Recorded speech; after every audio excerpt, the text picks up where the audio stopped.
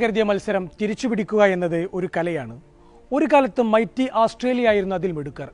എതിരാളികൾ ജയമുറപ്പിച്ചു നിൽക്കവേ അവരുടെ ചുണ്ടിൽ നിന്നും ചിരി പറിച്ചെടുത്ത് വിജയിക്കാനുള്ള പ്രത്യേകമായ ഒരു മിടുക്ക് അവർക്കുണ്ടായിരുന്നു. IPL-ൽ ഇതുപോലെ മിറാക്കിൾ കംബാക്കുകൾക്ക് സാധിക്കുന്നവരാണ് മുംബൈ. തോറ്റു തുടങ്ങി 5 സീസണുകൾക്കൊടുവിലും 5 കിരീടങ്ങൾ അവരുടെ അലമാരയിലെത്തിയതും അതുകൊണ്ട് തന്നെ.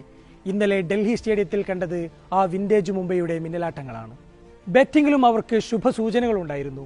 ഏറെ വിമർശനം കേട്ട രോഹിത് റിക്കൽട്ടൺ സഖ്യം വിക്കറ്റ് നഷ്ടപ്പെടാതെ 47 റൺസിലെത്തിയത് തന്നെ അവർക്ക് നൽകിയ ആത്മവിശ്വാസം വലുതാണ്.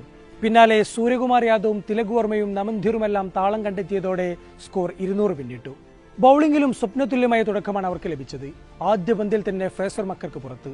പക്ഷേ കരുൺ നായർ എന്ന അപ്രതീക്ഷിത ഹീറോ ഇവിടെ ഉദയം ചെയ്യുകയാണ്. തങ്ങളുടെ പ്രീമിയം ബോളറായ ട്രെന്റ് ബോൾട്ടിനെ അടിച്ചുകൊണ്ടാണ് അയാൾ തുടങ്ങിയത്. തൊട്ടു പിന്നാലെ ഏത് ഗ്രൗണ്ടിലും ഏത് പിച്ചിലും ഷുവർ ബെറ്റായ ബുംറയെ കൂടി അയാൾ തല്ലിയതോടെ ഈ മത്സരം ഏകപക്ഷീയമായി തീരുമെന്ന് തോന്നി.